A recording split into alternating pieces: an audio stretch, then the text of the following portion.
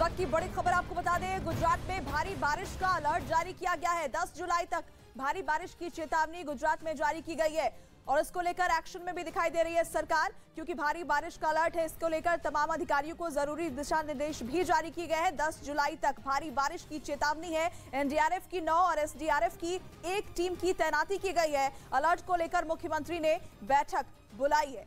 बड़ी खबर आपको बता रहे हैं गुजरात से, ये बड़ी खबर जहां पर भारी बारिश का अलर्ट है। 10 जुलाई तक भारी बारिश की चेतावनी दी गई है मौसम विभाग की ओर से और इसको लेकर तैयारियां भी देखी जा रही है।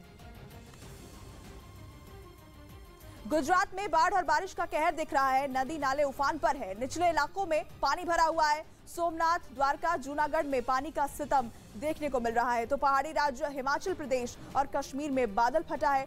कुल्लू में एक महिला का शव मिला है, जबकि 4 लोगों के लापता होने की आशंका जताई जा रही है। कर्नाटक में भी बाढ़ में फंसे 5 लोगों को रेस्क्यू किया गया है। 6 तस्वीरें हम आपको दिखा रहे हैं। अलग अलग राज्यों से ये तस्वीर सामने आई है, जहां पर बारिश की वजह से ये कहर देखने को मिला है।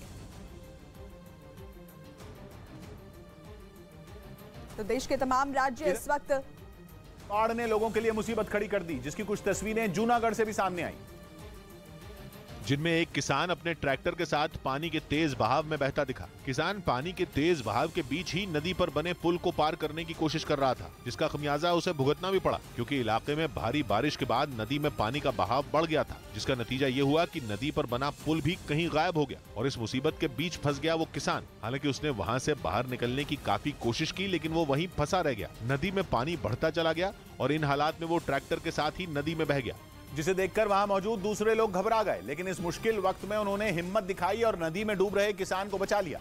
हालांकि ये हालात सिर्फ जूनागढ़ तक ही सीमित नहीं रहे।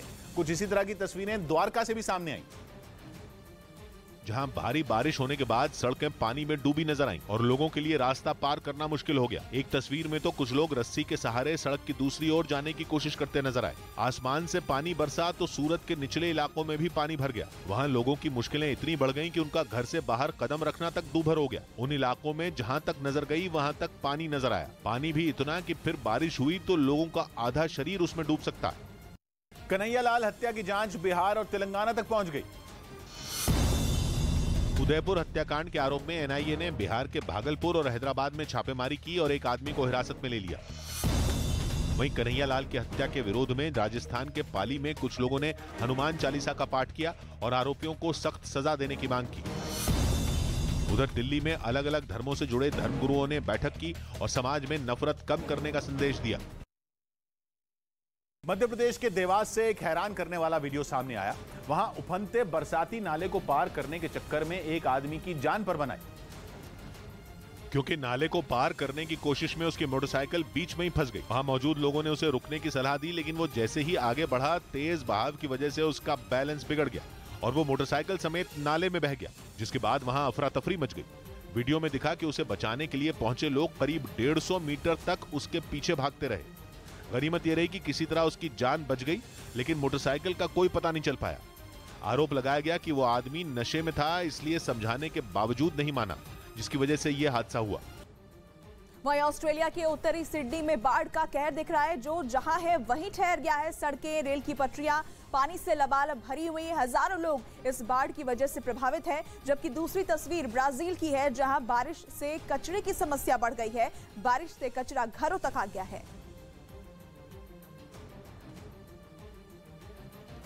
वहीं हिमाचल प्रदेश के कुल्लू में बादल फटने के बाद कई जगहों पर तबाही का मंजर देखने को मिला। बताया गया कि सुबह करीब 5 बजे अचानक बादल फटा, जिसके बाद बारिश होने लगी और बाढ़ आ गई। लेकिन इस घटना की वजह से वो सैलानी फंस गए जो सुबह के वक्त प्रकृति की सुंदरता का मजा लेने के लिए निकल पड़े थे। इन हालात में जो जहां था वो वहीं फंस गया। किसी को अपनी जान बचाने के लिए इधर उधर भागने का मौका तक नहीं मिला। बताया जा रहा है कि मणिकर्ण घाटी में मौजूद 2 मकानों, एक कैंपिंग साइट और पार्वती नदी पर बने पुल को बाढ़ आने से सबसे ज्यादा नुकसान पहुंचा। हालांकि इस घटना की जानकारी मिलते ही प्रशासन हरकत में आ गया। जो तस्वीरें वहां से सामने आई उनमें चारों तरफ तबाही दिखाई दी। वहां सब कुछ तहस नहस नजर आया। हालांकि मौके पर पहुंचे एनडीआरएफ और एसडीआरएफ के जवानों ने यह पता लगाने की कोशिश की कि कहीं कोई मलबे में दबा तो नहीं है, जिसकी जान को वक्त रहते बचाया जा सके।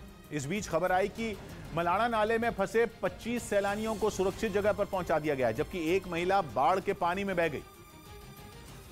जिसे चाहकर भी प्रशासन के लोग बचा नहीं पाए। मलाड़ा नाले में कुछ लोग फंस गए थे, जिन्हें वहां से सुरक्षित निकालने के लिए एनडीआरएफ और एसडीआरएफ के जवानों ने अपनी पूरी ताकत लगा दी। वहीं दूसरी जगहों पर फंसे लोगों को बचाने के काम में भी तेजी लाई गई और जगह जगह मची तबाही के कारण कई रास्तों को बंद कर दिया गया। पानी का भी पाइपें सभी टूट गई है और बिजली की तो सारी लाइनें टूट गई है। साथ ही जहां भी सड़कों को मरम्मत की जरूरत दिखी, वहां प्रशासन की टीम ने काम शुरू कर दिया। हालांकि बताया जा रहा है कि जिस वक्त बादल फटा तब एक कैंपिंग साइट पर कुछ लोग सो रहे थे, जिनमें 4 के लापता होने की आशंका है। चारों लोगों की तलाश में प्रशासन की टीम जुट गई।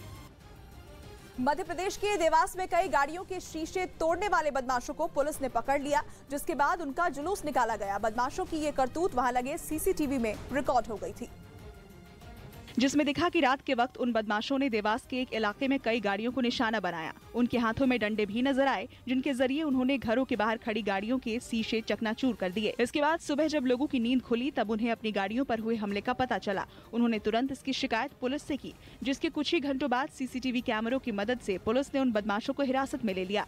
लेकिन थाने ले जाने से पहले पुलिस ने उस इलाके में आरोपियों का जुलूस निकाला। 5 आरोपियों को पुलिस हिरासत में लिया गया है और इनके द्वारा कांच जो यहाँ पर फोड़े गए हैं उसके संबंध में पूछताछ की जा रही है। खबर है कि पुलिस अब उन बदमाशों से इस घटना के अलावा दूसरी वारदातों के सिलसिले में भी पूछताछ करने में जुटी है। केरल के तिरुवनंतपुरम में संविधान के खिलाफ किए गए टिप्पणी को लेकर बीजेपी ने प्रदर्शन किया। बीजेपी युवा मोर्चा के कई कार्यकर्ता राज्य के मंत्री साजी चेरियान के दफ्तर के बाहर इकट्ठा हुए।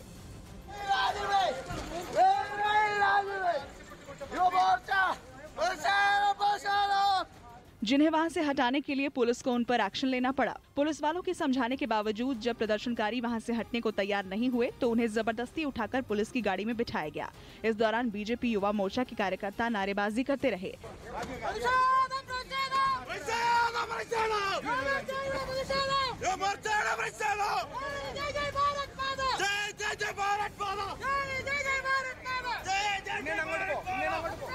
हालांकि पुलिस की सख्ती के आगे प्रदर्शनकारियों की एक न चली। असल में केरल सरकार की मंत्री साजी चेरियन ने संविधान पर विवादास्पद बयान दिया था, जिसके बाद राज्य की सियासत गर्मा गई थी और मंत्री को अपने पद से इस्तीफा तक देना पड़ा था।